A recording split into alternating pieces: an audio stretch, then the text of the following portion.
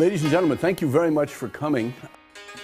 I'd like to start a series of lectures on Vietnam, but with permission from our Vietnamese colleagues, I think it's best if I speak mostly in English, because we are recording this for Vietnam Center to make a series of DVDs. And the hope is there could be, because there really isn't anything out there, a series of DVDs which people can use in their homes, they can give in schools, you can put in libraries, and many people can learn something about the history of Vietnam. Because one of the great tragedies, it's not a tragedy, I think it's just a terrible wrong, that across all of America, there's basically very little taught in the way of Vietnamese history. Few college professors here and there, but basically very little in high schools or for Americans of all backgrounds to understand. And that, particularly given the significance to the United States of the Vietnam War and the presence in the United States now of over 1 million Vietnamese, that seems to me sort of inexcusable. But there it is. So Vietnam Center is trying to make a contribution in this way, and I think doing it in English will be most helpful for the larger cause of educating many people, younger Vietnamese who were born and raised here, who maybe speak English better than Vietnamese, and Americans who don't speak Vietnamese at all. However, if anybody has a question, please ask it in Vietnamese, or I'll be using Vietnamese phrases from time to time, just because it has the special ring and magic and the special power, and I'll try to talk about those phrases in English. So again, thank you very much for coming on a beautiful day with blue sky and no rain and nice temperature and spring, mùa xuân. Springtime has many positive connotations for Vietnamese in particular, particularly for people on a lunar calendar. Vietnamese, like the Chinese, the Koreans in particular, operate on a lunar calendar, not a solar calendar, but with 4 seasons, spring, summer, fall, and winter. One of the things we will get into today is the association of everything with the flow of a cosmic force, with the flow of a great power of destiny, which is understood as something like qi in Chinese. Some of you may have studied something about Chinese yin-yang theory or something like that, qi in Vietnamese. And this force, this power, this substance, this energy exists in 2 phases, yin and yang, or and dương in Vietnamese, and everything, whether it's the weather or us or our fate or things that happen, whether it's rainy or sunny, it's all somehow driven by and dương, yin and yang, and the 4 seasons reflect the flow of yin and yang. Now, I raise this because this is a very, very, very powerful and important point about the Vietnamese. Because there are a lot of similarities between Vietnamese culture and Chinese culture. There are many loan words in Vietnamese which came from the Chinese. The Chinese ruled Vietnam for 1,000 years. We will talk about that today. And there was Chinese intellectual influence for the 1,000 years after that. But the fundamental point, and the point I want to emphasize today, is that the Vietnamese are not Chinese. And one of the factors for this is that this yin-yang thinking probably came from the south of what is today's China. It probably was created by the people who lived south of the Yangtze River. If we can imagine a map of China here, we have Beijing up at the top, and there's a big river, the Yellow River, that kind of flows like this. Then where the bulge of China is, there's Shanghai, and there's a great big river, the Yangtze River, which flows from the Himalaya Mountains all the way down through and out into the ocean at Shanghai. Now, north of that river were the ancient Han people, the Chinese ethnic people, down to about 200 BC. South of the Yangtze River were other people, not Chinese. And this yin-yang thinking is caught up very much in the I Ching. Some of you may have known about the I Ching, and they have the hexagrams, the 6 lines, solid lines, broken lines, and that's a fortune-telling device. The first set of hexagrams, according to mythology, was found on the back of a turtle. Now, north of the Yangtze, there are no big turtles. So if you're going to have a big turtle on its back, you find these things, and the ancient mythological kings did. That turtle probably had to live south of the Yangtze, which meant that turtle came from a culture, and yin-yang thinking came from a culture which was not Han Chinese. So something has been going on south of the Yangtze River for thousands of years, which has been very important, very powerful, and very influential, because its thinking went north. Now, the yin-yang thinking is also associated with Taoism. And Taoism is a philosophy that some Chinese came up with. But Taoism then also moved in to adopt yin-yang thinking. So Taoism is also associated with things to the south. The next point. Who lived south of the Yangtze? According to the old Chinese text, and I think most everybody agrees on this, the people there south of the Yangtze River, all the way down to here, were called Yue in Chinese, or Viet. They were also called by the Chinese Bai Yue or Bat Viet, the 100 Viets. They were, so Viet is some kind of identification of a culture and some sort of language. And at one point, it applied to all the people living from about where Shanghai is now, a little bit south of that. Shanghai was the old state of Wu. South of Shanghai, all the way down through the Red River Delta in North Vietnam to somewhere along in here. These were called the Viet peoples. Now, briefly, what happened was that all the Viet peoples north of this line here, which is a mountain range, all the Viet peoples to the north were conquered by the Chinese and became quasi-Chinese. The Viet peoples here did not accept Chinese culture and continually fought for their independence. And in 1939 AD, they defeated a Chinese army. And after that, the Chinese basically stayed out. So one of the big themes of Vietnamese history is the autonomy of the Vietnamese against the Chinese and against all other peoples in the world. The Vietnamese of here developed a very special, unique identity and set of beliefs. Now, this is important because you cannot have a national state, a country, unless you have something sort of unique, something that makes you different from other people. Well, what do we have that's different from different peoples? First of all, obviously, language. French or French, German or German, English is English, Russian is Russian, Vietnamese is Vietnamese. Now, languages can borrow from each other. For example, if you take the English language is composed of two main groups of words and concepts. One main group is the old Latin, goes back to Rome. The other main group is German. And French is a sort of Romance language from the Latin. But because of the different waves of conquest of England, the English language emerged as an Anglo-Saxon German language, which then picked up French, and from French it picked up a lot of Latin. So that the English language has a melange of different backgrounds, but in that unique combination, like a special sauce, it created an English identity. So the English always feel they're different from the Scots, the Welsh, the French, everybody else. Same thing happened in Vietnam. If we find Chinese loanwords in Vietnam, that's because they've been brought over and adopted and customized and fit within a Vietnamese way of thinking. So first is language. Second, obviously, is food. Special foods are very important to people's sense of who they are. Vietnamese cooking is different from Thai cooking, different from Japanese cooking. Japanese cooking is different from other cooking. Another thing we often talk about is dress. Different people tend to have different So they like different colors, they like different sort of costumes.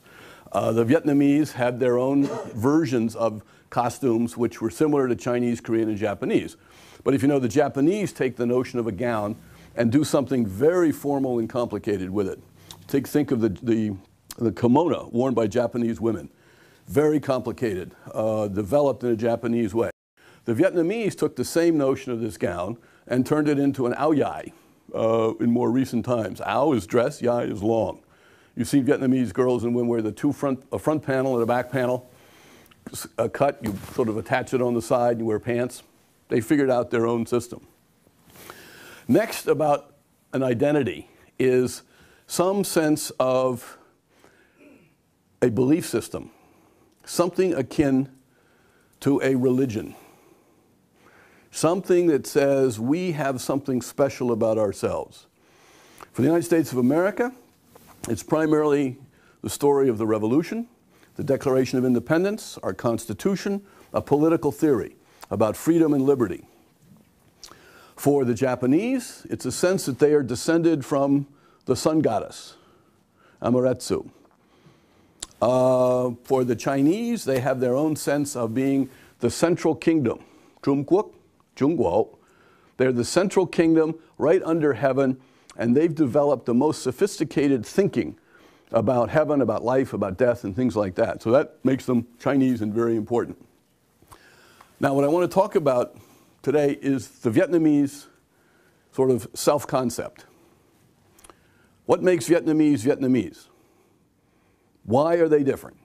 And how powerful is this perception of value and behavior? Very powerful. It is a force which in the modern times we call nationalism. But it's ancient, very ancient, older than modern Western nationalism, which then has sort of gone to other parts of the world in the 20th century. We need to get some sort of a sense of Vietnamese-ness, something that makes Vietnamese Vietnamese. And so they can tell when they're interacting with people who's with them, who's like them, and who's sort of different. And I think all of us, we have this experience. When we meet somebody who comes from a different cultural background, in language and voice and thought, expressions, feelings, reactions, we sense, well, they're a little bit different from we are. And in the United States, we have lots of ethnic groups. So we all sort of have these experiences. But a Vietnamese-ness would be something like if you're Vietnamese and you run into, let's say, another Asian. You run into someone from Thailand, or someone from, or a Lao, or a Hmong, or a Cambodian, or a Filipino. You just get a sense, well, they're kind of different. They don't quite think the way I do. They don't have the same sense of emotional reactions, highs and lows. Their language is different. They don't have this particular concept. For example, I can give the Vietnamese, I can give all of you a Thai concept, which is very powerful for the Thai. It's called Greng Jai. Probably nobody in this room knows what Greng Jai is, doesn't even know how to respond to it, wouldn't know a Greng Jai feeling from a non-Greng Jai feeling. Well, that's the same thing in Vietnamese. There are many ideas and special things in Vietnamese which they just resonate to, and other people don't. Why is this important? Well, I think it's important for two reasons. One, it's important just because it helps us understand a different culture and a different people who have been around for thousands of years.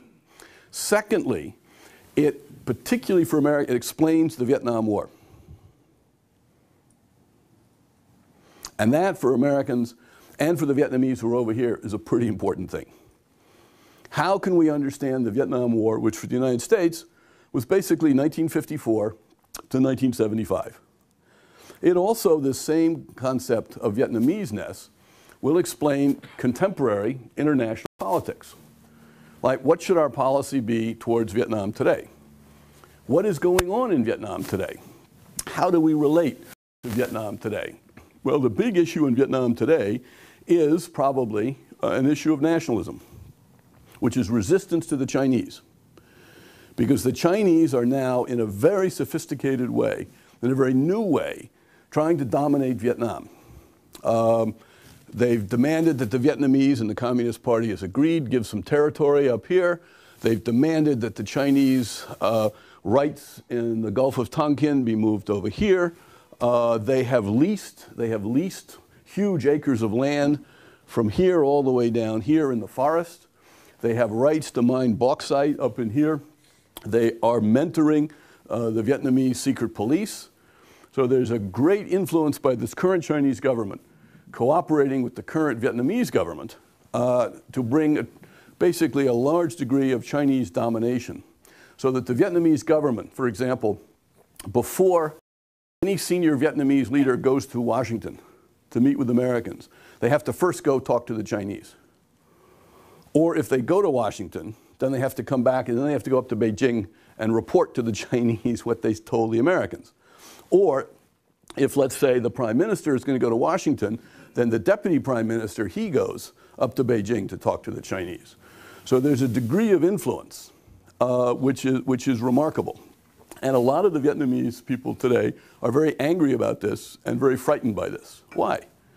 Because they think they are Vietnamese and they want to be independent. Now, let me give you some examples of some very dramatic ways in which the Vietnamese have done, as we say in English, their own thing, which nobody else has done. First of all, in the area of religions, there have been in recent times some uniquely Vietnamese religions. In the past, in Buddhism, there was a particular Zen-like sect called the Truc Lam sect of Buddhism, which was started by some Vietnamese kings of the Trung Dynasty. It was a kind of Buddhism which reflected some of these core Vietnamese values and beliefs. And just like Zen developed in China and Japan slightly differently, the Vietnamese developed something differently. If we get down to modern times, in the 19th century, we have the sect of Bu Sung Ki Hung in the Mekong Delta, which are the provinces down here. A man had a religious experience, Duc Te Tayang, and he came up with a poem which you can read it in various ways. It has deep meanings. It's a branch off of Buddhism. Now, out of his tradition, down here in the Seven Mountains area in 1939, a young man, 19 years old, by the name of Win Fu Shou, was up on a mountaintop and had a mystical experience and came down and wrote the Samyang, which is a long poem about quasi-Buddhist religious instruction. And some people call it a Protestant Buddhism, in that it's a Buddhism you can practice in your house by yourself. You don't really need a temple, you don't really need a priest. It's a Buddhism which focuses in your own internal ethics, morality, character, your goodness, and it has the four debts.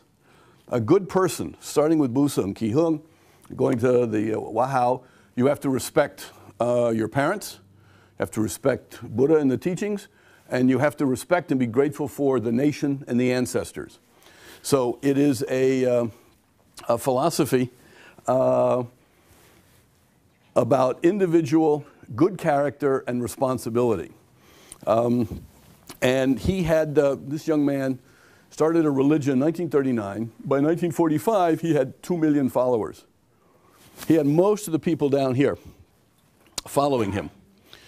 So you have Win Fu Shou, 19 years old, goes up to the mountain, has a deep experience, comes down, writes the Samyang, has other writing. And by the way, to me, this is very hard to, this is, if you can see from the script, he apparently, it's all rhymed verse. It's all rhymed verse, and apparently he just came down and it just came out. This is not apparently a young man who has spent 30, 40 years, studying ancient Chinese poetry and things like that. So where does the inspiration come from? Where does the talent come from to come up with this? Hà nguồn nghề đã hết đời, phương bà biến chuyển đồi đồi gia khang, nám mèo khí mèo rõ ràng, khắp trong trấn hà những tràng xiết trì. It's all rhymed and it all has meaning. 19 years old. By 1945, it's estimated he had about 2 million Vietnamese following him all around here. I doubt, anybody in America has ever heard of him. I doubt very many Americans have heard of the Wahao religion. Why? I'm jumping ahead to something at the end, but to make the case as to why Vietnamese-ness is important. We haven't heard of him because he was assassinated. He was assassinated by the communists in 1947. And one of the arguments as to why they assassinated him was he was a threat. If the Vietnamese listened to him, then they wouldn't follow the communists. And the communists, as a group, were not part of this Vietnamese-ness. The core of the communists, we'll talk about this later, is not from Vietnam. Communism comes from Europe. Communism is a Western ideology that was brought to Vietnam. And the reason why there was a Vietnam War is very simple. The Vietnamese people, coming from this tradition of Vietnamese-ness, don't like the communists. And they don't want to be ordered by the communists and controlled by the communists. So when the communists start killing other Vietnamese, these Vietnamese fight back and start killing communists. And that led to a terribly sad period from late 1945 down to 75 and then subsequently. So this study of why the Vietnamese have their own history, their own culture, their own identity is very important to understanding our times. Now, in politics, the Vietnamese in the 1930s and early 1940s came up with their own kind of political party and political theory, which was not Chinese and it wasn't French. And there were two main schools of this. We'll talk about this in a later lecture, but just to mention it now. One of these schools was called the Dai Viet Quốc Giang Đảng, and their theory was Yung Tap Shin Ton. This is volume 1 of a 2-volume book about political theory, about government, about democracy, about human rights, about families, about everything you need to organize a society and a country in a Vietnamese way. And this was written by a Vietnamese no one had Chua Con? Zhang Tam Sin Ton is it's very hard. That's a good point. Well, this is a good example of something, this concept Shin Ton. Well, the two concepts, Zhang Tap and Shin Ton, we have to talk about. But Shin Ton is a very Vietnamese concept. There are Chinese characters behind it. But the Chinese don't use this concept. Shin Ton is life, existence, essence, survival, a core being. So this is like the core being of the people. Yung Tap means the people. It's not it's kind of like, it's more than an ethnic group, but it's not a big nation like the United States. Because in the United States, we have many different kinds of people. A Yung Tap is a people who have sort of the same, it's a descent concept. We're all blood relatives somehow. So it's an ethnic concept, but it also is, it's more than a tribe. A tribe is not a Yung Tap. A Yung Tap has got to be bigger, and I would suggest that the claim of a Yung Tap is it has a direct relationship with heaven. A tribe is like down here. It's got to deal with other tribes, bigger tribes, little tribes. But a Yung Tap has the claim to be direct. So the French are a Yung Tap. Germany is a Yung Tap. Japanese are a Yung Tap. Vietnamese debate whether or not the Chinese are a Yung Tap. Because if you have Yung Tap, well, this is very insightful. If you have a Yung Tap, you have something called Yung Tap Tin, which is the spirit of a people. The question is whether the Chinese have a Han Tap Tin.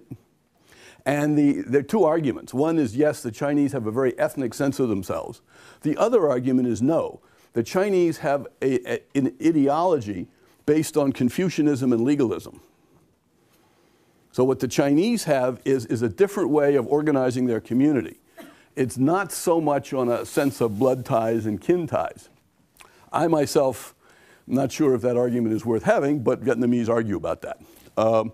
The second group, and I don't have a copy of their book, was 1941, 1942, is called the Dai Viet Zui Zung, the Zui Zung Party. This was a younger guy, well, I'm sorry, this theory first was put out about 1938 by a guy, Trung Tu An, who was middle-aged. And then another guy, Li Do Ma, in 1941, came up with this theory of Zui Zung. The Zui Zung theory is a very complicated, almost mathematical consideration of all the different states of yin and yang and how they determine what happens in history in the world and how they govern our politics and things like that. It's a very kind of fatalistic political theory, because you're always kind of trying to figure out the movement of history in various ways. And it doesn't see the individual as being able to move history. History moves us, we don't move history. Well, to follow on this other theme about the founder of the Wahao, and we'll talk about this later too, is that the man who started this, the Dai Viet Trung Tuan, he was assassinated by the communists in 1946, and the man who started the Zuizang, Li Doma, was assassinated by the communists in 1946. So here we have three very unique, powerfully unique Vietnamese religions, political philosophies coming out of the Vietnamese tradition, and people in the West never heard about them, primarily because their leaders were killed by the communists. Now, another very unique Vietnamese thing is the Cao Dai religion. The Cao Dai religion was founded in 1924 by some Vietnamese. They were in a group, they were French educated, and they were in a group having seances. Seances, communicating with mystical spirits on a Ouija board, where the spirits would come in and move things around and you'd read messages. And several times this great spirit, this Cao Dai spirit, appears and tells them that I am the great spirit of the universe, and this is what's happening. This is my third reoccurrence, and began to instruct them in principles of religion, in the organization of a religion, and in politics. Now, the Wahao were against the French, the Cao Dai were against the French. The Cao Dai did not have one single leader. They had lots of leaders, who, by the way, were also killed by the communists in '46. Now, for some of you Vietnamese, you may know that the symbol of the Cao Dai is a triangle, right, with an eye in the middle. And that's the eye of heaven, the all-seeing eye of heaven. Now, if any of you have a $1 bill, sometime take a $1 bill and look at the seal of the United States. This is the seal of the United States. And at the top of the pyramid is a triangle with an eye. Now this seal, everything about this seal comes from the Masons, the organization of the Freemasons, because Washington and Benjamin Franklin and many of the founders were Masons. So when they put their symbolism together, except for the slogan, Novus Ordo Seclorum, that's not Freemason, but the pyramid, the eye in a triangle is the all-seeing eye. Now, a friend of mine, Colonel Cao Min Chau, who is the grandson of one of the founders of the Cao Dai religion, told me that some of the Cao Dai founders were actually members of a French Masonic lodge in Saigon in the 1920s. So after the spirit appeared and they're creating this Vietnamese religion, which, by the way, recognizes people like Jeanne d'Arc and Victor Hugo and great spirits of all time, they took this Masonic symbol for their symbol. And in all Cao Dai churches, there's this symbol above the altar. So I'm trying to give you a sense that there's some things that the Vietnamese came up with, which nobody else has. They're uniquely Vietnamese. They're all also, by the way, we don't have time to go into them all, maybe later in other lectures. They're very interesting. They're very complex. They're very intellectually sophisticated. They're quite deep. It takes a lot of time to read and understand. This is not superficial, simplistic stuff of, I don't know, whatever you want to call it, rural people who are just planting rice in the fields or cutting brush in the mountains. Now, why is this also important? The French came to the conclusion in the 1860s and 1870s that the Vietnamese were not unique. The French came to the conclusion and wrote that the Vietnamese were basically little Chinese. And the French came up with this image that some of the Americans may have heard of called the smaller dragon. If China was the great dragon, then Vietnam down here was the smaller dragon. And if the Vietnamese were basically Chinese, then they had no Vietnamese identity. They had nothing special to protect. They had no reason to oppose the French. Right? Why would you want to send the French back to France if you don't have anything, if there's nothing special about Vietnam? So the French were telling themselves and telling other Vietnamese that, no, you're just like the Chinese. We can bring you into the modern world. We French colonialists, we can bring you telegraphs, we can bring you railroads, we can bring you chemistry, biology, physics, math, the literature of France, the greatest civilization the world has ever known. We can bring it to you, and you Vietnamese will thank us, and you'll like us. And because you don't have anything of your own. Now, as we will see in a later lecture, that was superficially understandable by outsiders, by foreigners, because the dynasty that was ruling Vietnam in the 19th century was copying the Chinese. The law code of the Nguyen dynasty, actually I'll bring it to a copy in when we get to that point. The founder of this dynasty, a guy by the name of he took the reign title of Jalong Nguyen Phuc, and he got rid of the old Vietnamese law code. He brought in a law code. It was the Chinese law code.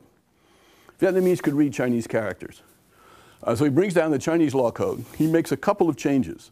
He changes the name of the money for fines. If you're fined $10 or $50, in the Chinese law code you're fined 10 Chinese dollars. So he changes that character to like 10 Vietnamese characters. And in the Chinese law code at that point, they made a distinction between Manchu people, because the ruling dynasty in China was from Manchuria. They were Manchus. Made a distinction between Manchu people and Han people, Chinese people. So he took all the references to the Manchu people out, and where it would say Chinese, he just put Vietnamese. So the French arrive, and the law code of Vietnam is exactly the same law code as China. So if you're a stranger and I go to your house and you're dressed in German clothes, I probably can assume, well, you've got some relationship with Germany, right? So the French show up and they see this, and they see a lot of Vietnamese mandarins, elite families, writing in Chinese, doing Chinese poetry, justifying the state, not in Vietnamese terms, but in Chinese terms. And they said, wow, these people they're basically Chinese. Second thing the French said was, what Vietnamese fight about is property. Rich people versus poor people. That's all. That's the way they fight. There's nothing. They're not anti-French. They're not really for Vietnam. The fights are about material things. And they have regional fights. The Vietnamese from the south, Vietnamese from the center, Vietnamese from the north. They don't like each other. They contest each other. They're envious. They're jealous. They're rivalries. They don't cooperate. So we French can come in and we can create a good government, and we can create wealth and help the poor people, and we can moderate the conflict among the Vietnamese. So no one has to study anything special about Vietnam. No one has to pay attention to the Vietnamese language. No one needs to pay attention to anything that's traditionally Vietnamese. You look to two things. You look either to China or you look to France. Now the problem was that almost all the Vietnamese, except a narrow elite, didn't believe this, because they were Vietnamese. And therefore, we need to go to the point of what does it mean to be Vietnamese? What I want to talk about is what does it mean to be Vietnamese, and then I want to talk about where does it come from. And that will get us into the ancient origins of the Vietnamese people. Because the substance of being a Vietnamese, of thinking like a Vietnamese, goes back thousands of years to before the Chinese conquest. And then it was refined during the 1,000 years of Chinese rule. So if we can understand that period, which is what I want to talk about today, who are the Vietnamese, where do they come from, what are their beliefs, why are they different, it's then easier to understand all the things that happened over the last 1,000 years. We can think about the year roughly 1000 AD as the dividing point. The date was 939. But roughly the Chinese rule Vietnam from about the time of Jesus to 1000 AD. The Vietnamese are independent from 1000 AD to the present time. They go through a series of dynasties. Then there's a period of French colonial rule. Then there's independence and war between the communists and the nationalists. The communists win and they're ruling. But I would submit to you that because this Vietnamese nest is so powerful that the communists are never going to succeed. In fact, the argument there will be they've already lost. In terms of psychology, in terms of culture, in terms of the communists have already lost. They lost about 20 years ago. And even the communist leaders themselves are reverting back to being just Vietnamese who like power and money. And the system in Vietnam today is based all around power and money. The concept we'll talk about, a concept of Te, power, versus the concept of Duc, or morality or honor or decency. Now, what does it mean to be Vietnamese? Well, I suggest that one of the best ways to just put yourself in the middle of Vietnamese ness is to read this long poem, the Kim Ven Kieu, which this is the translation of Win San Tom. There are various translations available, but in some ways I think Mr. Tom's translation is one of the best. The other thing that's nice, but I don't even know if you can get this book anymore. It's a Yale University Press. But it's very good, I think, to get a book that has the Vietnamese on one side and the English translation on the other. So, for example, if you're a younger Vietnamese and basically your English is better than your Vietnamese, you kind of read this and then you go back to the Vietnamese to see, well, how does it sound? What are the words that are used in Vietnamese?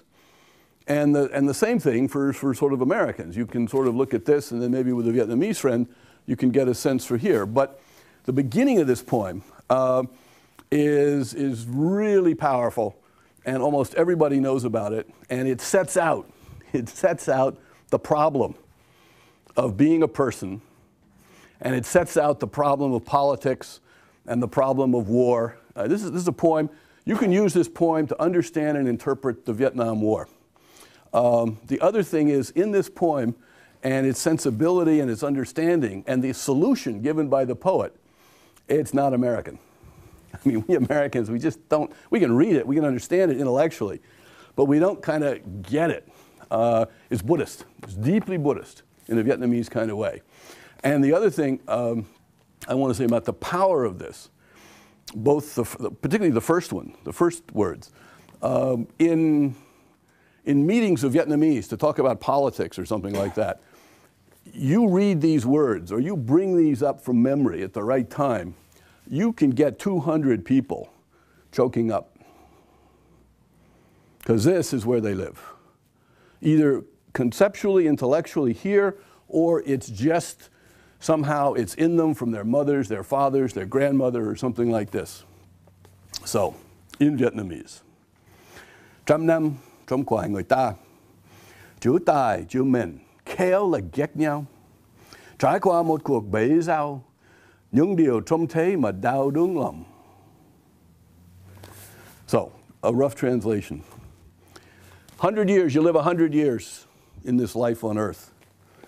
And the word talent and the word destiny, khéo, cleverly hate each other, mess each other up, go after each other. Talent and destiny. Now, these are the two key concepts. Because talent refers to an individual. An individual, and the story, I'll tell you the story, but an individual who has ability. The story is this conflict between talent and destiny, and the protagonist is a beautiful woman, young girl. I mean, not only is she beautiful, not only presumably is she the most beautiful girl in hundreds of miles, she's smart. She's well-read. She's articulate. She's well-spoken. Not only that, she has great character. She's respectful of her parents. She's soft-spoken. She's all this. And not only that, she's artistically talented. She can play the zither in such a way that she can move your heart and soul the way she plays. So here's somebody who basically has it made, right? Beauty, intelligence, good behavior, musical ability, She's got it made. Heaven has blessed her. Right? So what happens to her? What's the whole poem basically about? One disaster after, oh, I'm sorry, I forgot one thing else. Not only that, she falls in love with a guy who loves her. And not just some ordinary guy, right? He's handsome. He's well studied. He comes from a well-to-do family. He's like the perfect choice for a son-in-law, right? And they meet each other and they fall in love, and this is great. But what happens to the rest of the poem? One disaster after another. Her father is arrested on false charges. In order to get him out of jail, a marriage is arranged for her, so they get money. So she sacrifices herself to get money to get her father out of jail from the corrupt government, the corrupt mandarins. Only she's not sold into a marriage, she's sold into prostitution. So she's got to be a prostitute. And she has one guy who helps her out, and then his wife comes and beats him up or something like that. And then she falls in love with a military guy who saves her and makes her a queen, but then he loses and he gets killed in the battlefield. Then she wants to commit suicide. She can't even commit suicide because her fate, her karma is not over yet. And she meets a Buddhist nun, and then finally she's sort of at the end, she understands that life is tears. Life is suffering. Doesn't matter how smart you are, doesn't matter how beautiful you are. So after she realizes this, basically, then she meets her love from the past, but she's not in a position to really be his wife now, so they marry as kind of a brother and sister, and, but actually he's then living with his wife with her younger sister. So that's sort of, we go through all this stuff, and like talent meets destiny. Destiny is against talent. And there's a line in the poem somewhere, by the way, my wife's mother, who, as a daughter of a high-class family about 100 years ago, was not taught how to read and write. Because the concern was if young girls were taught how to read and write, they would read and write letters, you know, not good. They had to be dedicated and loyal within the family. However, she had this whole poem memorized by heart. It's not a short poem.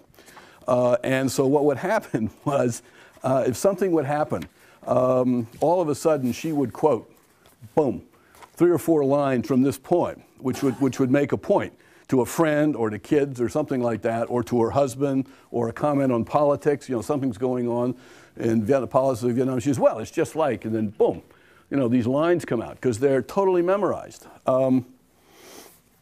Now, the ending of the poem. Why does talent and destiny clash? And if we have talent and we want to have a good destiny, what do we have to do? Or how do we move destiny? What is the Vietnamese answer to moving destiny?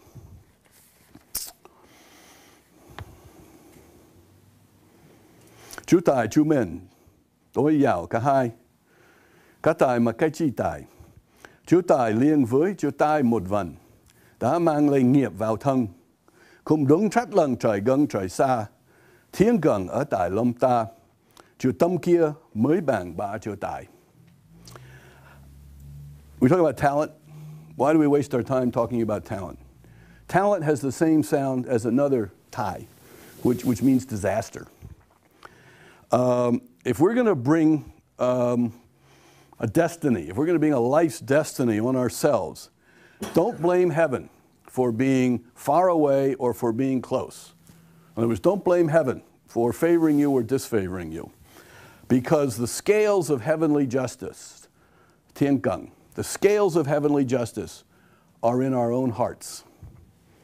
The word heart, tam, is worth more than 3 talents. In other words, if you want to be a good person, if you want to be successful in life, you have to be a good person. It's not about power. The essence of Vietnamese-ness is something about people, the quality of people. Got to be a good person. Now the problem is not all of us are so good. One of the issues of Vietnamese-ness is you raised very, very high standards. So you're always looking around to find somebody who can meet these high standards. But it's not a question of your degrees. It's not a question of the talent side. Really, your degrees, your money, your family status, whatever your background is. It's what's inside you. It's a deeply personal feeling. Now, That leads, or the poem raises another issue. I want to talk about the other side for a minute. Talent and destiny. Men. Destiny, fate. This is a key part of Vietnamese-ness. A total belief in the power of fate. There is a destiny for all of us. Now, the destiny, I think, for most Vietnamese is shaped in these two ways. One is how good you are. The other is yin and yang. The powers of yin and yang, over time, in the ground, in us, shape our destinies. So there are some sciences which you may have heard about. One is face reading. It's about how to read the shape of your face. Because the yin and yang that's in you because of your DNA, we would say, has shaped your eyes, your eyebrows, your nose, your ears, your mouth, the width, the height, the proportions. And every one of those things carries with it a consequence. Every one of those features brings in you some combination of yin and yang, which you cannot control. And so another thing Vietnamese like to do is they like to hang out with people who've got the right kind of face. Or if you're voting for a leader, you want the leader to have a right kind of face. Now, I had a friend in Saigon, Vu Tai Lup. I don't know if some of you know him. I think Lup is, I haven't seen him in years. He did escape. He's in California. And he wrote 2 books about face reading. One book was for young women. And the title of the book was How to Choose a Husband. The other book was for young men. And the title of the book was How to Choose a Wife. And it was a discussion of all the different, with different features, right? For a girl, what do the different kinds of eyebrows mean? Now, this is a great problem in modern times. It's a real disadvantage for men because women pluck their eyebrows and shape it their own way. So we cannot know what they're really like. They're parading around in front of us with false pretenses. And Kuziel, who was an old master of face reading, I was the first Caucasian whose face he ever read, and he was quite annoyed at this. That all these young women, he'd be called to, by some family would want him to go read the face of a girl to see if she'd be a good daughter-in-law. And he'd say, what can I say? I mean, she sculpted her eyebrows. And so I don't know whether they're short and bushy or long and thin or whatever. But anyway, assuming you know what the eyebrows are really like, you look at the eyebrows, the eyes, the nose, the ears, the ratios, the proportions, and you can tell if someone is hardworking, lazy, honest, spendthrift, et cetera, et cetera. There was a story, which I believe, that former South Vietnamese President Ngo Dinh Diem, before he would agree to the appointment of any person to a high office, that person had to come in and stand in front of him. Not to be interviewed, but Diem just wanted to look at his face. And if Diem felt that the face was a reasonably intelligent, honest face, okay, you get the job. But if Diem saw in the face, just the face, something that he was suspicious of, this guy's going to be corrupt, this guy's stupid, whatever, and he wouldn't get the job. Now, the communists made a big deal over the years of poo-pooing all this Vietnamese stuff. It was feudal, it was obscurantist, it was old-fashioned, it was unscientific, it was un-Western. They got to get rid of it. Well, the communist leadership today in the Politburo believe in this stuff almost more than all other Vietnamese. We had a friend here, and Nguyen Cao Dama, and Dama. There was a Vietnamese who lived here for many years, Nguyen Cao Dam. And a number of years ago, he went back to Hanoi for a visit to some relatives, and I met him after that. And he said, Steve, you won't believe it. We were talking about all this fatalism. And he said, well, I was visiting a friend of mine, and he said, across the street is a very famous face reader, one of the most famous face readers in Hanoi. And you'll see all the big shots show up. And just at that point, a black with tinted windows shows up across the street. And this is a poor section of Hanoi.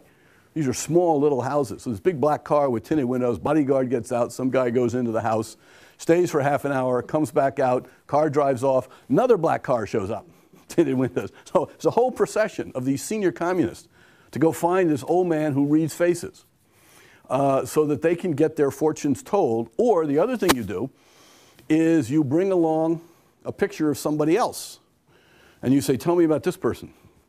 This guy's my rival. How do I get him? What are his weak points? Let me share you a story about this, because it's hopefully it'll make the point. Anyway, there was another older Vietnamese man, Mr. Bang, who was a friend of my wife's family, and he was primarily a geomancer, but his real skill was throwing the I Ching, but he also could read faces a little bit. So he came over as a refugee, and he was coming through New York when we were living in New York, and I had the idea of taking him down to meet the Social Science Research Council in New York City. Now, the Social Science Research Council was the most elite body of our professors in psychology, sociology, anthropology, political science. Now, these were the Americans who had the most established reputations for thinking about how the world works and how people work and how you do politics and organize society and everything. So I thought it would be kind of neat to get these Western minds who think about people with this old Vietnamese guy who reads faces, does geomancy, and throws the I Ching, and also can do some fortune telling, tu vi. So we had the meeting, and Mr. Bang and I are sitting on this side, and the others are there. And a friend of mine who set up the meeting, David Zanton, Mr. Bang is sort of reading Dave's face and sort of talking to him, and he suddenly stops, and he says, "David, do you have a picture of your wife?" And David says, "Oh yes, of course." He takes out his wallet, shows a picture, and Mr. Bang looks at his glasses, sort of like, so looks at his wife, looks at David, looks at his wife, and then he starts talking what to me is almost gibberish. I mean, I couldn't understand it. It was Vietnamese. I was having a terrible time. I just said, "Oh boy, I'm really embarrassing my friends because I'm not doing a good job translating. Because what's going on?" So I do my best. So we finish up. We're walking out, and I said to Mr. Bang, I said, "I'm very sorry. I did a bad job translating because it was actually it was hard to understand you."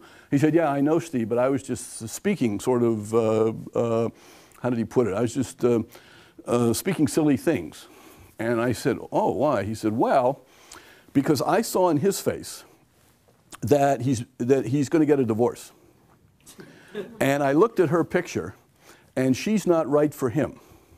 So this is a bad marriage. But it's a rule of ethics that in my profession, which I accept, that I shouldn't say this because I could be wrong. I could not read things properly.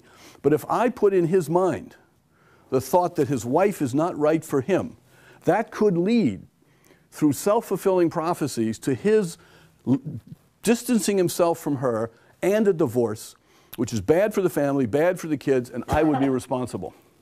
So no, I don't want to just put that thought out there. I said, "Oh, that's interesting." So 3 years later, we're up in Boston. The Association of Asian Studies is in Boston. I'm going down to a meeting, long hotel corridor. I see David Zanton coming up. I go over and I said, "David, how are you? How's everything? How's Susie?" And he kind of goes like this. And he says, "Steve, you didn't know?" And I said, "No, I didn't know." He said, "Well, we're divorced a year ago." So, the other thing the Vietnamese are good at, though the number of scholars is getting fewer, is geomancy. The famous Vietnamese geomancer was Ta Ao, and this is a book on his theory of geomancy. Now, geomancy is the flow of yin and yang in the ground. And you might have, it's become very trendy in interior decorating these days, and particularly in Hong Kong, Singapore, and China. It's called feng shui. Feng shui is feng tui in Vietnamese, so it is geomancy. But to me, the feng shui of these Chinese practitioners and their Western students is pretty superficial. Because as I understood it from these guys, what you're really looking for is not so much the location of things, though presumably would help, where you would put a bookcase or what colors you'd use in a room or things like that. But what you really want to find is something called a huet. A huet is out there in the ground, and it's where yang energy and yin energy stays on top of each other, mingles together, and stays. It's like a huge battery. And if you're on top of that battery, you're sucking up its cosmic energy, and good things happen. So, for example, you would want your father, grandfather, somebody to be buried. You want the tomb to be right on top of a huet. So if you look around the world at where the Chinese in particular set up their cemeteries, you will find they all like to cluster in certain places, usually around mountains or in the valley or some location. Very important. How many of you have been to China and you've seen the Ming Dynasty tombs? All right, they're all sort of in a circular area around the valley, right? Okay, do you remember when you drive into the tombs, there's a place where you sort of stop and there's like a big stone archway? Okay, that archway, I think, is sitting on top of the Huyet. And this is the most powerful Huyet in North China. And where you place tombs, apparently, is you go, the Huyet is here, you push out sort of in various directions, depending on the yin-yang of the person, depending on their birth date. Now, I once went to see the place where the Qing Dynasty tombs were, because I wanted to look at the geomancy there, and it's not as good as the Ming Dynasty tombs. And the Ming Dynasty was greater and better than the Qing Dynasty. The founder of the Ming Dynasty I talked about in Hui, he had Dao find a tomb site for him, which is very good. His son, Minmang, also had a very good tomb site. The king down Tuduk, very bad tomb site. Wrong place. So you can talk to a lot of Vietnamese, especially around Hue, is that the reason that Vietnam lost out to the French is that Tu Duc had a bad place for his tomb, because he didn't believe in this geomancy anymore. So I've tried to give you a sense of that there is something very special about the Vietnamese, which comes up in certain beliefs: face reading, geomancy. I haven't talked about fortune telling yet. You get what day, hour of your birth, and how that determines things. Certain unique religions, certain unique political parties. Now, the thing I want to emphasize about the Vietnamese nest is, because this comes into play with politics, and particularly the Vietnam War, and just being Vietnamese. The essence of being Vietnamese, I would argue, is individualism. Vietnamese are actually more individualistic than Americans, and they have been for thousands of years. They are fundamentally an individualistic culture through this concept of fate, where talent and destiny intersect. Because the intersection of talent is one person. It's my talent. It's me. The intersection of destiny is also the individual. And the word the Vietnamese use for this is shou, which means number. So anyway, we have in America, we have this sign, your number's up. Your shou, your fate, your number, your destiny, it's you. It's an individual. Not your family, not your clan, not any larger organization. The essential dynamic of Vietnamese is individualism. This is very different from the Chinese. The central principle of the Chinese is order, getting everybody together in an organized group. The central principle for the Vietnamese is my destiny. And what the poet in the poem Q tells us is that the way we deal with our destiny is through our hearts, our emotions. So a second aspect of being Vietnamese is very emotional. They may not express it very much, but very emotional. Just read Vietnamese poetry, read their novels, listen to a lot of their songs. Very emotional and very sensitive to the way other people treat them. Very sensitive, because me, myself, and I'm standing underneath heaven, and I'm important. And you all have to know that. And if you don't treat me with proper respect or whatever, that's it between us. There's a song I used to like from the soldier kind of song in the old days, Hum Kung and Mai Lei Wieng. And the girl, Mai Lei Wieng, she sings her part, says, "You're late, you're 5 minutes late, you don't love me, I don't want to see you again." The soldier guy sings his part and says, "Wait a moment, I hit a red light. You know, I mean, give me a break." You know, and she's written him off because he said he was going to be there at 3 o'clock. He's there at 3:05. Fini, right? So there is something powerfully emotional and assertive about Vietnamese, which explains their history and their politics. So let's take a break for a couple of minutes, and then we'll start going into the history. Thank you.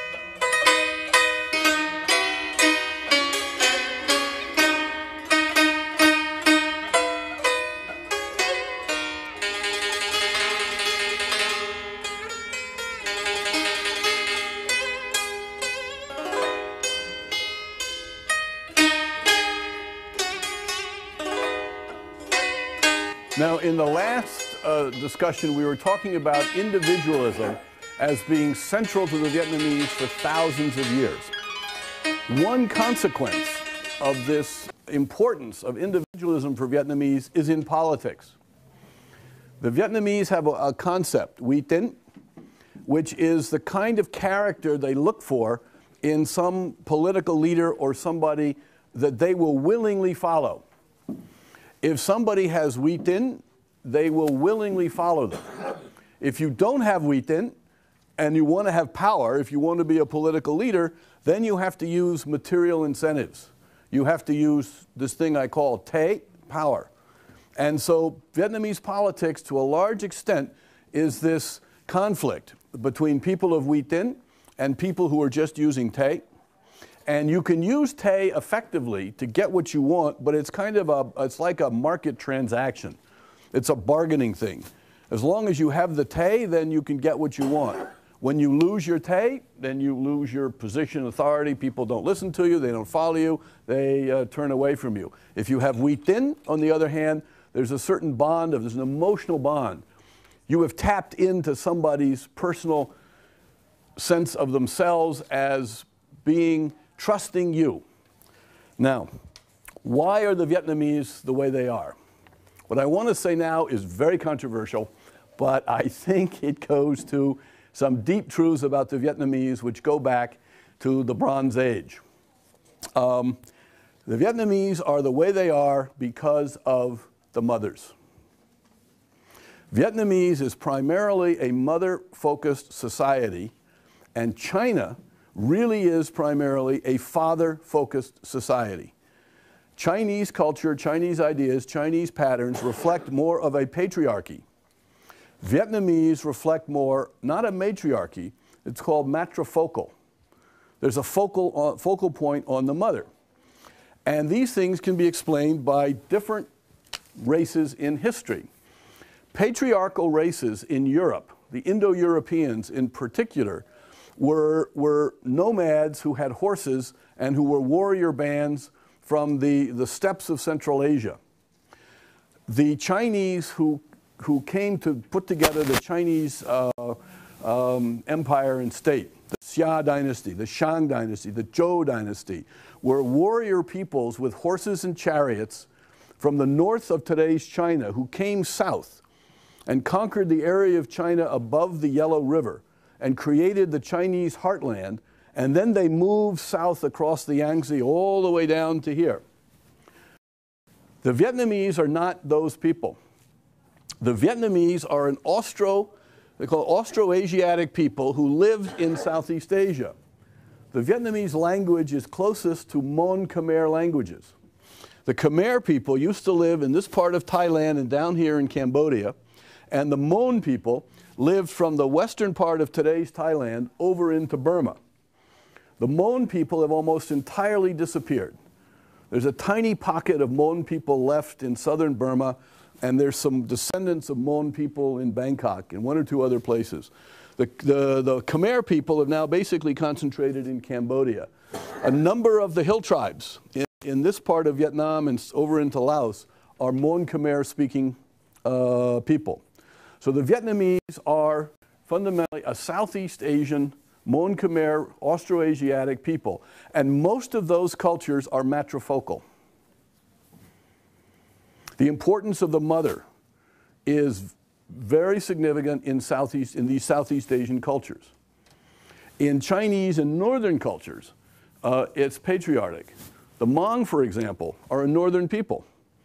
Hmong legends, origin myths take you way, way up, probably, I mean, the legends of the sand. Some people talk about the Gobi Desert or something like that. And we know from Chinese records of about 3,000 years that the Hmong have been moving from the north to the south through the mountains, back away from the Chinese people lived in the valleys, the Hmong were up in the mountains and moved back, ultimately ending up in the mountains of this part of North Vietnam and Laos and over in Thailand. So there are reasons to believe that the Vietnamese, because of the power of the mother, would have a very different psychodynamic. Mothers take care of little babies. Mothers give little babies a sense of importance, especially Vietnamese mothers. Just remember your own youth and look around you. There's a very, very important concept. This is a poem, the Za Wen Ka, which was written by Nguyen Chai, who was a very famous Vietnamese who helped King Lê Lai defeat the Ming Dynasty in 1428. And then he wrote this poem. He was a great poet, too. He wrote many poems. But this is the poem of family instruction. This is a poem written for women about how to be a wife, a mother, a good Vietnamese woman, and how to raise a family. And it's things like, with respect to your parents, with respect to your husband. The one my wife doesn't like is how to be nice to minor wives. That's section 5. Đối với vợ lẽ. How to treat your husband's friends. In other words, be nice to them. Don't throw them out. If your husband brings some friends home, cook some food for them. And how to get along with your relatives. What to do when you're pregnant, and how to take care of your kids. Now here we have perhaps the most important sentence in all of Vietnamese literature and culture. If you want to understand the Vietnamese, this is it. It's Phúc Đức Tai Mão. Your Phúc Đức comes from your mother.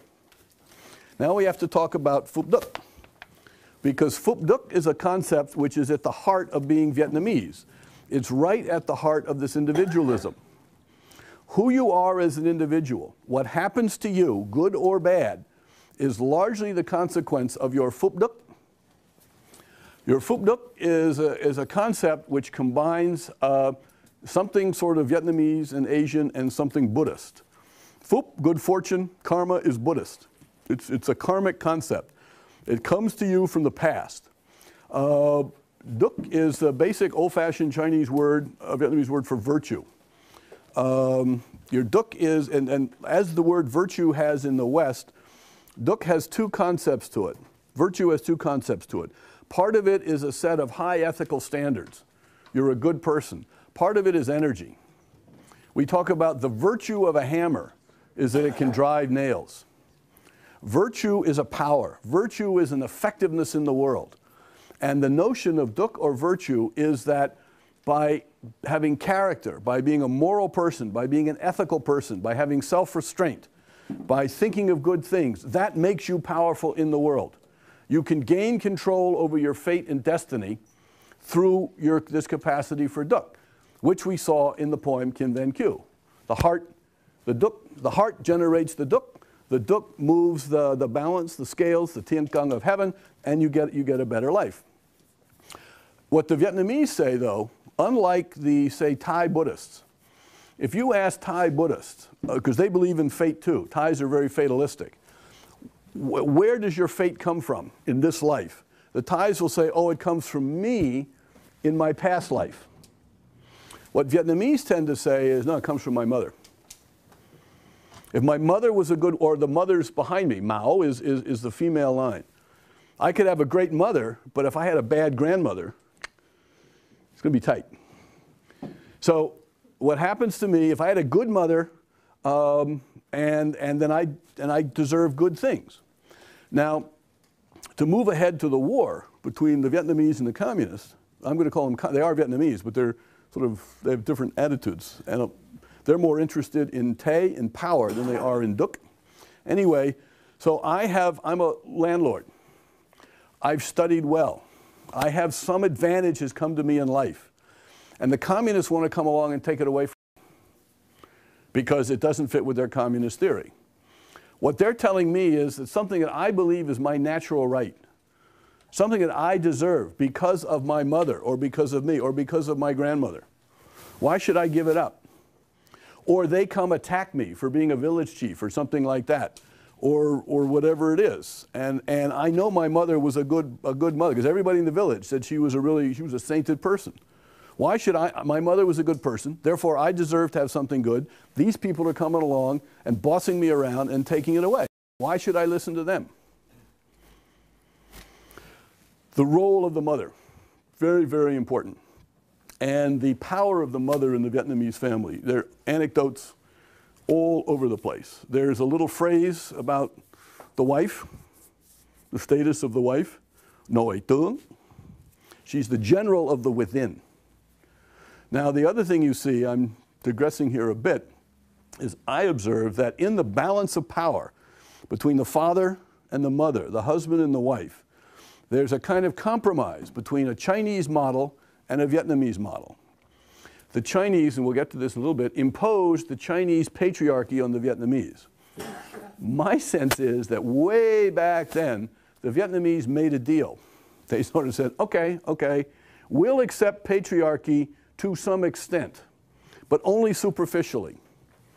Only to kind of please you guys and to make it work. But we're going to protect in the center of the family, in the heart of the family. That's for the mother. So in society, the men walk first. The men do all the talking.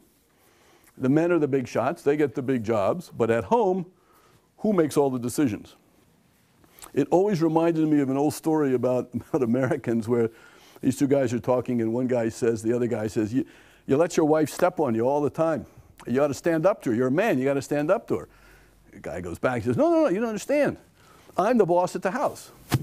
I get to decide what the President of the United States is going to do. I get to decide what we're going to do about the national budget. I get to decide whether we're going to go to the moon or not. And she only gets to decide where we live, where we eat, where the kids go to school, and what clothes I wear.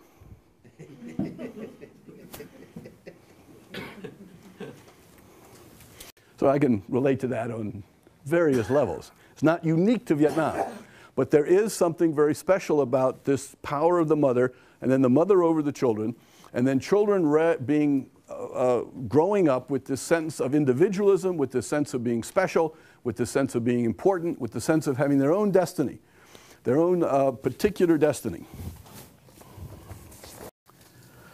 Okay. So when did this Vietnamese nest, when did this Vietnamese culture emerge? I think a long time ago. Now, we have in the ancient history, the Dai Viet Sư Ki Thoang Tu, which was first put together by one Mandarin in the Trung Dynasty, and then it was revised by another Mandarin, Ngo Si Liang, in the Lei Dynasty. So it was put together the first time about 1200. And then it was revised in the 1400s. So we're a long time away from the origins, but legends had come down and they were various records. One of the saddest things to me is that in 1428, when the Chinese Ming soldiers and administrators were ruling North Vietnam and they went back to China, they apparently burned Hanoi and all the books were burned. And there's also some record that they took some books back to China. But in 500-600 years, no one has found these Vietnamese books in China. So all the written documents, the Vietnamese probably had a lot of written documents from the Lý Dynasty and the Trung Dynasty. They're all gone. We don't have the court records, we don't have histories, we don't have diplomatic files, which is tragic because they probably existed because the Vietnamese were very literate people. From early on, they were writing things down, and it's just gone. But anyway, according to the myths, this is mythology, but it's recorded in the ancient history, that there was a famous mythological ancestor figure for the Chinese, who in Chinese, his name is Shen Nung, and he invented agriculture. And the Vietnamese myth is that his grandson, 3 generations from, in Vietnamese we call him Tung Nom. 3 generations from Tung Nom was a guy who was a king. And he was a king of southern China and this part of today's Vietnam. And he has 2 sons by 2 different wives. And one son he gives to rule the northern part, and the other son he gives to rule this part, with a country called Sit Quy. So this is the emergence of a political entity and some sort of a ruler with Vietnamese people in the heartland of today's Vietnam. Now remember, everybody from here on north up to the Yangtze are also Viet peoples. But this is the first sort of link in a continuous chain of rulers and states coming down to the present day state of Vietnam. Now, the significance of this I want to highlight is that in the Vietnamese mythology, they link themselves up to the same ancestor figure as the Chinese, i.e. they are equivalent to the Chinese. They are not inferior, they are not secondary, they are descended directly from the same origin point. So why should they have to feel themselves beholden to the Chinese for anything? Because they too go back to Sheng Nung. Now, the story is that this descendant from Sheng Nung, after Sit Kui, there's a particular king, Lac Lam, there's a mythology about Lac Lam Kuang and Ao Ke, and there's a king, Hum Vuong, who sets up a state called Vang Lang, which is around here, at about 2800 BC. And there's a mythical date, which is pretty precise, 2800 and something BC. Now, can we believe these myths? Because there are no historical records. Nothing was written down. There are no stone inscriptions. We have nothing except the myths that came down and get recorded 1,000 years later in a book like this. We do know that in Ban Chiang, Thailand, here, and other places around here, Bronze Age cultures have been found at 3600 BC. All the way up. So we know there's a Bronze Age culture here before this myth. We also know there's bronze in this part of Vietnam. Bronze has been found. And you can look at various books about Vietnamese antiques and see ancient bronze ladles and things like that, and bronze drums. Bronze drums are later. But there is a Bronze Age culture all through Southeast Asia, different from China, not dependent on China. It has bronze before the Chinese had bronze, or at the same time the Chinese had bronze. It's independent. So I think we see the development of a culture. And in Vietnamese legends, for about 2,000 years, there are 18 dynasties, or 18 kings of these Hum kings, which of course can't be true because then each king would have ruled like 170 years or something. But there were probably a line of descent, and there's some evidence from myths and origins that this society was matrifocal, because the succession of the kingship went to a son-in-law, did not go to the son of the king. It would go to the husband of a daughter. The advantage of this system, frankly, is that you get to choose a man who has demonstrated some intelligence or some capability. One of the problems with a patriarchal system, which we see perhaps with Queen Elizabeth and her sons in England, is that you're stuck with what you've got. Right? You have sons, and if the sons aren't, and this has been the problem of patriarchal monarchies all over the world forever. A guy comes along, he's very good, he's very accomplished, he sets up a kingdom, and maybe he has a son who's pretty good.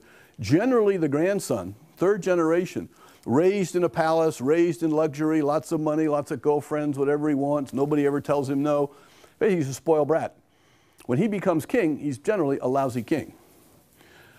The other way, if you put the descent to a son-in-law, you pick somebody who's in their late teens or early 20s, and you can see their character, you can see whether they're a good fighter, you can see how they get along with people, and you say, okay, I pick you, you marry my daughter, and you take over from me later on. But more importantly, evidence here for the power of the women's side of things.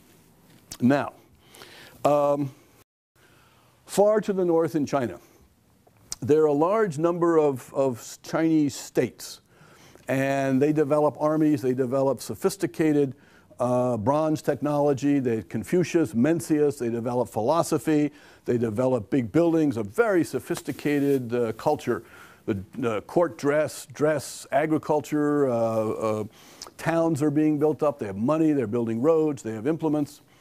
Bronze comes up from the south, and iron comes up from the south, about 400 BC. With the arrival of iron, you get a change in military technology. Bronze is very expensive. It's hard to make a lot of bronze weapons. So Bronze Age cultures generally are aristocratic cultures. It's a small elite of fighters who have money to have the Bronze Age, the swords, the shields, the helmets, and chariots. When you have iron, you can mass produce iron weapons, swords and spears. So after the arrival of iron, the armies up in the north begin to grow. And the Chinese records will talk about a 1,000,000-man army, which I think that was probably too much, but clearly 10,000, maybe 100,000. Those are a lot of soldiers. You all may remember in China, there's these very famous big, tall clay statues of soldiers next to the king of Qin Shi Huang. Well, Qin Shi Huang was the guy who he organized the biggest and the best armies. He was the best general, and he conquered all the other Chinese lords. And he absorbed all the other states under his sole control. And he had so much power that he gave himself a new title. He took the title of Hoàng Đế, in Vietnamese, Hoàng Đế. And a D is a human being who communicates with heaven. A D is a sort of a sanctified, sainted human being who communicates directly with heaven and then tells the other human beings what to do. He has the mandate from heaven to order what human beings do. And Qin Shi Huang starts at the north, and then after he consolidates his control of the north under himself as a Dey, he moves south. And he ultimately moves south, and he conquers the kingdom which is around here, which is of the most southern Vietnamese kingdom. So I'm jumping over some of the characters, the names of the people we know about there.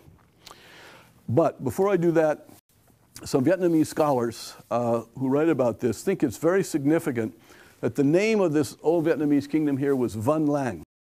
Văn is the word for culture, for literature.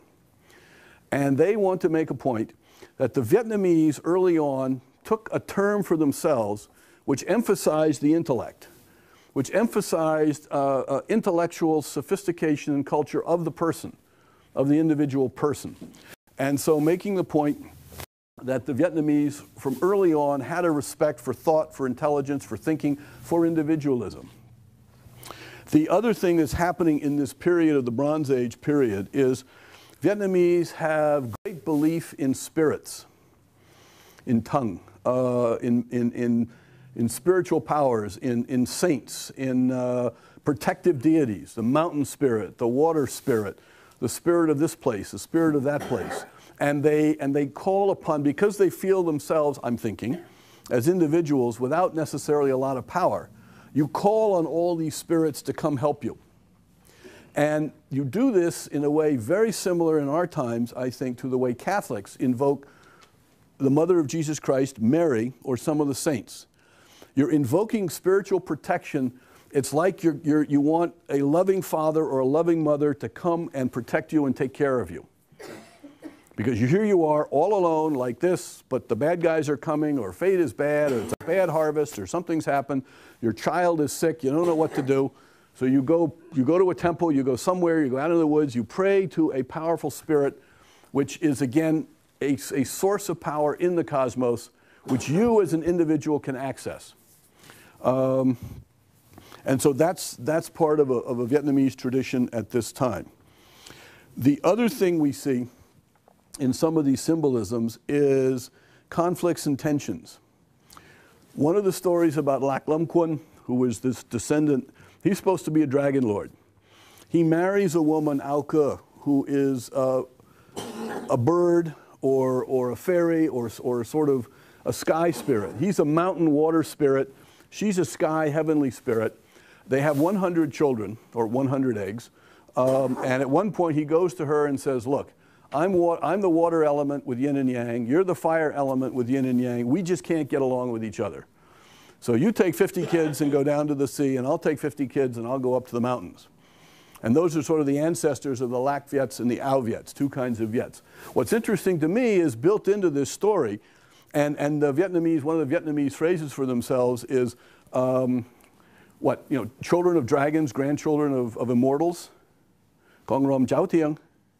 In being a Vietnamese is a tension between two inconsistent elements, water and fire. And how do you get harmony and peace if you've got two different things going on inside you? and Zung are two different forces. There's another mythological story from this period about the struggle of the mountain spirit and the water spirit for the daughter of the Vietnamese king. He's got a beautiful daughter. These two spirits come up. Each one wants the girl, and they have a huge fight between them. Again, tension. The other thing, however, that you can see with this notion of the mountain spirit and the water spirit, dragons on one side, sort of birds on the others, is an expression which has come down to Vietnamese of the present time, which is a symbol for the land of mountains and rivers. No nước, núi sông, sông núi. If you want to talk about Vietnam, if you want to talk about Vietnamese patriotism, if you want to talk about loyalty to where you come from, many times the expression you use is you must answer the call of mountains and rivers. As just said all over the place. In fact, Hoa and I are now translating a novel by a Vietnamese writer, and she uses this expression a number of times in 2010. Núi sông, non nước. And again, mountains are high, rivers and water are low. Zung. Inconsistencies which somehow have to mix and find themselves. Now, they can either mix and find themselves through fate, through these geomancy or fortune telling, or they do it themselves, or the individual through his or her own duk can balance these things out and create a sense of efficacy, of power, of peace, a resting point in the cosmos. And we're talking about these concepts now way before the time of Jesus Christ. So about the time of Jesus Christ, the Chinese have come and invaded. Now, Qin Shi Huang, this great, powerful Chinese ruler, dies. His son is very weak. His general down here declares himself independent, creates an independent country called Nan Yuet, Southern Yuet, the Southern Viets. So he's ruling the Southern Viets all around here. He also takes a title for himself to give himself legal and moral equivalency to the ruler of the Chinese in the north. The Chinese in the north is calling himself in Vietnamese Hoàng Đế. This guy, Triều Da, calls himself Nam Đế, the day of the south. Now, a day is, again, this being who can communicate directly with heaven. So what this man, who's Chinese, by the way, but he's ruling all these southern people, and he wants to assert his independence from the guys up north. So he calls himself a day. What he is saying is that he in the south has an autonomous right to pray to heaven, to listen to heaven, to create his own laws, to have his own fortune and destiny under heaven. He does not have to listen to the day of the north or the back day. So that, I think, politically, culturally, ideologically, is very, very significant. Okay, up to the north, a new dynasty emerges for the Chinese, the Han Dynasty, famous dynasty. Third Han king gets his armies together, starts moving down to the south. The son of this guy, who's the Nam Đế, recognizes the approach of power, realizes, I think, that he can't fight the Han Chinese, so he says, okay, I will accept you to be the day of everybody. I'll just call myself a king, and you leave me alone, and I'll leave you alone. And the Han emperor agrees. If you no longer call yourself a day, if you become under my protection, and you can be independent. I'm not going to appoint your commanders. I'm not going to appoint your district chiefs and things like that. But you're under my supervision. So that's agreed to. So then, bit by bit, the Han Dynasty imposes direct rule. Chinese administrators start coming in, and we're going to focus now on this part of Vietnam. Down here, there are some people, there's some Cham people who live along here, who are, they're not Mon Khmer. There's lots of issues as to where the Cham come from. They're related to people in Indonesia. And they're probably, they may have come up from Indonesia, and they lived along the coasts. And they were sailing, and they were growing rice, but they're also probably, they traded. And they may have been pirates. They may have put together expeditions and gone out and captured things and brought them back. But we're going to focus in on this area here.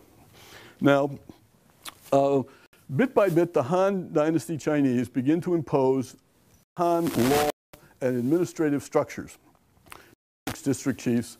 And in particular, about 38 AD, the Han are insisting that the Vietnamese adopt Chinese marriages. Now, what's a marriage? You go to some place, you sign a piece of paper, husband and wife, you're married, big deal. Well, when you think about it, what a Chinese marriage is the bringing in of a daughter-in-law to the patriarchy, to the patrilineage, which, by the way, the Chinese form of marriage is what the Vietnamese use today. And there are two basic parts to it. One is the dam hoi, where the husband's family, as a family, on behalf of the family, goes to call on the bride's family as a family and ask for the young woman as a bride to come join their family as a daughter-in-law. And her family agrees. And this gets to the whole point of arranged marriages and things like this. And then there's the wedding, which is when you go dong zao, you go to the husband's family, goes to the family of the daughter-in-law, picks her up, and takes her away. And there's supposed to be at that point, right, a real emotional crisis between the daughter and her mother, because she is leaving her mother forever, in theory. And in the Chinese side, it's pretty true. Because in the Chinese side, once a daughter has left and gone over, she's gone. She's no longer yours. She's with that side. She's with the husband's family. And in the Chinese pattern, this pattern of Chinese patriarchal structure, the function of the wife, woman, mother is to serve the altars of the husband's ancestors. So she's supposed to do that in various ways. She is supposed to produce sons for that family. She's supposed to cook. She's supposed to run the ceremonies and basically be a very dutiful, filial, obedient daughter-in-law. So let's imagine now Vietnam, 38 AD, and the Chinese are saying, no, no, this is how you got to do it. And the Vietnamese are saying, no, no, no, women, we do it our way. We have sons-in-laws, our women are important. We don't want to be subordinate to men. Well, now there's a governor general who comes in to Vietnam from the Chinese, Do Dinh, and apparently he's also very cruel, and he's insisting on all these things. And one of the things he does is he kills the husband of a princess who is coming out, a Vietnamese princess who comes from this Hombang dynasty, the tradition of the aristocratic families. And her name is Trung Trác, and she has a younger sister, Trung Nhi. And these two ladies in 39 AD start a rebellion against the Chinese.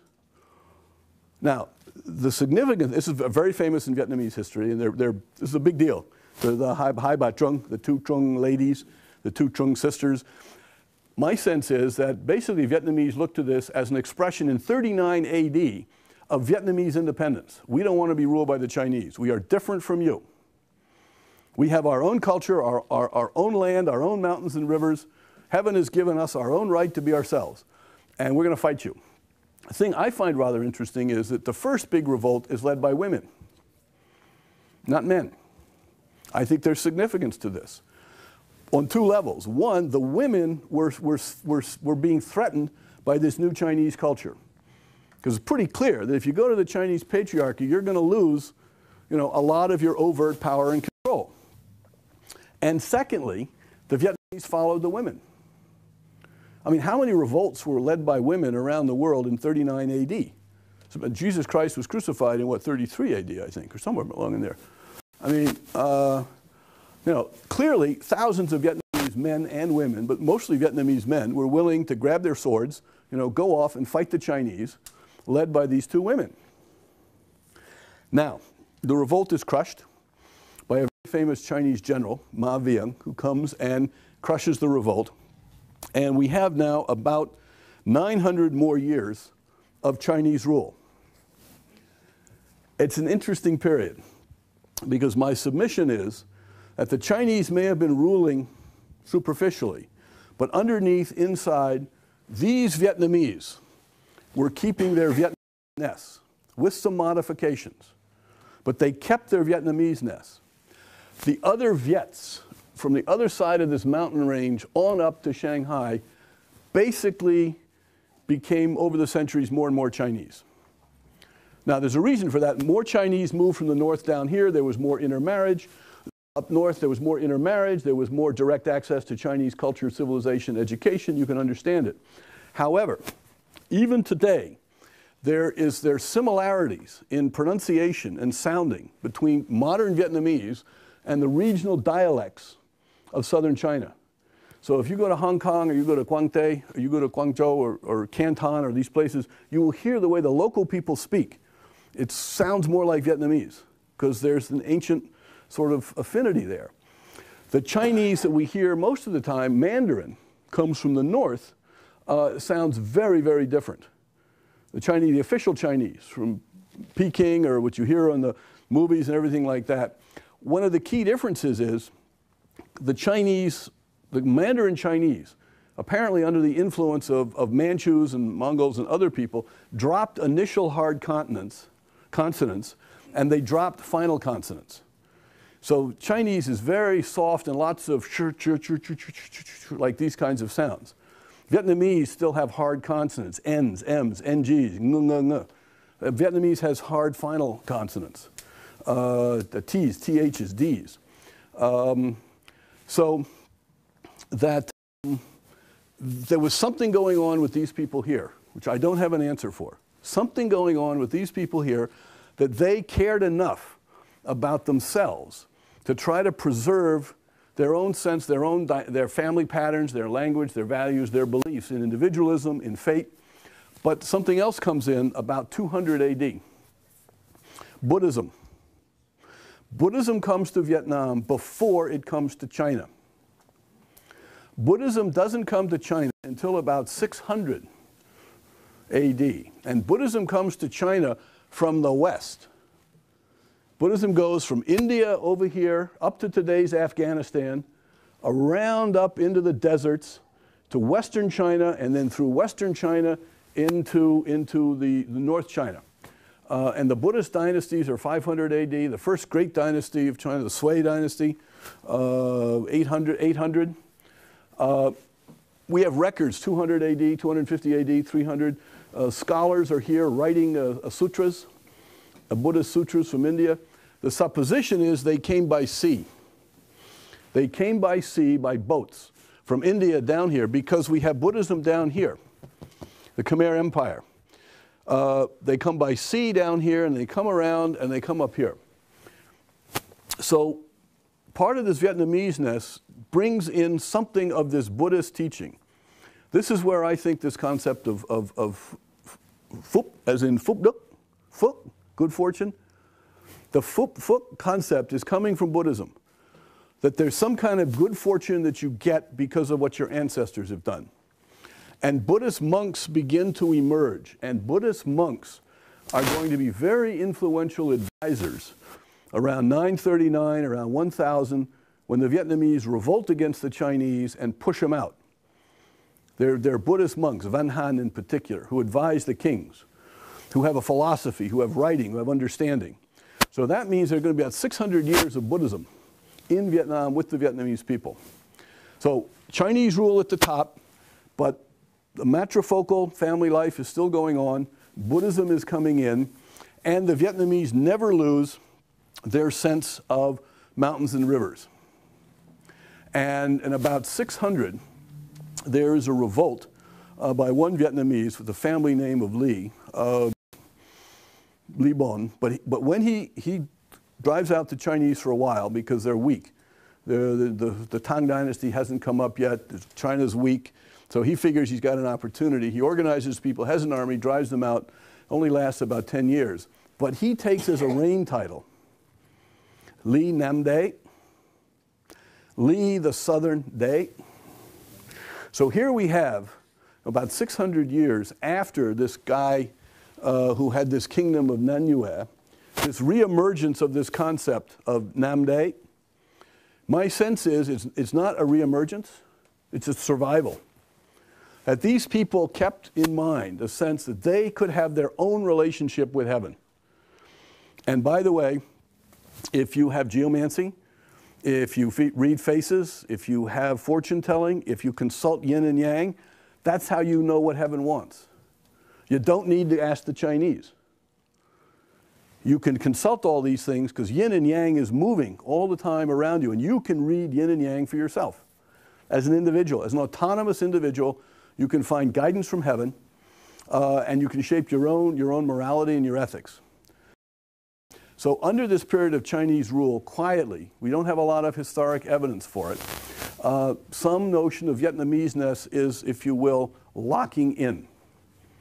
And what happens then is, again, responding to Chinese opportunities, the Tang Dynasty collapses about 900.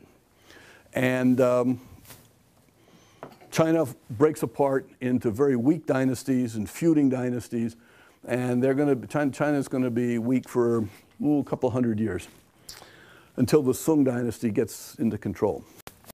But as the Tang are getting weak, another Vietnamese who has some magical quality to him rises up. His name is Ngo Quyen. He rises up and leads the Vietnamese. So what the history says about him is, think of this in terms of fatalism. When he was born, a bright light filled the house. And it unusually illuminated everything. He had 3 black spots on his chest. Like remember face reading? If a little baby is born, they got 3 like moles, probably just 3 ordinary moles, 3 moles on his chest. Who put those moles there? Heaven. And if those moles are strategically located, right, that means this little baby has got some special power inside him. And this was seen very strange. Oh, and his face, they even have a reference in here to face reading. Te tung jola la. It's very strange. And the conclusion was that he could become the boss of one region, Lam Chu, Mo Phương. And so they gave him the name of Quyen, which means authority or power. So here is about 900 Vietnamese, having lived under the Chinese for about 1,000 years. This little baby is born. Notice, he's not even born to a royal family or necessarily a powerful family or wealth. He's just born. And people write, they study, oh, this kid. Strange light in the house. Think of our Christian story at the time of Easter, when Jesus is born, and then there's a star, and the Magi come, and all this. You know. So this boy grows up, and people are willing to follow him. And so he organizes an army, beats the Chinese, drives them out, and becomes king, and also takes the title of Day somewhere in here. I can't remember. No, he doesn't take a day. Sorry. He doesn't call himself a day. Anyway, he dies. And in a pattern we see, people do not accept his sons to be of the same stature. They don't have wheat in. So the rule cannot go on. And the sons lose control, and there's a period called the 12 Lords. So the territory is divided up among 12 warlords who are fighting with each other. And they can't control things, and it's chaos and anarchy. Then another guy comes along who's something of a character, Din Bo Lin, who also has some special stuff when he was born, but he's also, as a young boy, he's from a very poor family, and he's out with the other boys taking care of the water buffalo, but he shows himself, and some of us have experienced with other kids, other boys, he's kind of like a gang leader. I mean, he's got like this natural talent for organizing the other boys and beating up somebody and saying, you listen to me, I'm the boss. And so he sort of distinguishes himself as a young boy as being a tough guy, a leader. He gets things done, he's decisive. And so he rises up on the military side, beats the other 12 guys, and declares himself king. Din Tien Wang, Din the First Wang. And what is his famous thing? Oh yeah, he has in his palace, which you can still go see the ruins of, he's got a tiger cage where he puts tigers, and so that's where he punishes criminals. He throws them down with the tigers so the tigers will eat them. And he's a very tough guy. And he dies. And again, his sons do not have this wheatin, this power, this trustworthiness, whatever it is. So the sons cannot establish political rule, and there's more chaos. And then one of his generals comes up by the name of Lê Wan, and he becomes the king, and he takes the title of Day, and he calls himself Dai Han, Lê Dai Han, which is, there's one book, quite interesting. I can find that. Van Hoa Thăng Minh Dai Viet. This guy, two guys, Pham Tuong and Viet Quang. Viet Quang is a pen name because this guy, the communists don't like him at all. And if he has no permission to write this book, so that's his pen name, and Pham Tuong is kind of covering for him.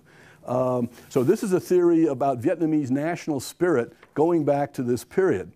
And he gives credit to this guy, Lê Quang, for coming up with this name Dai Han, which is kind of a philosophy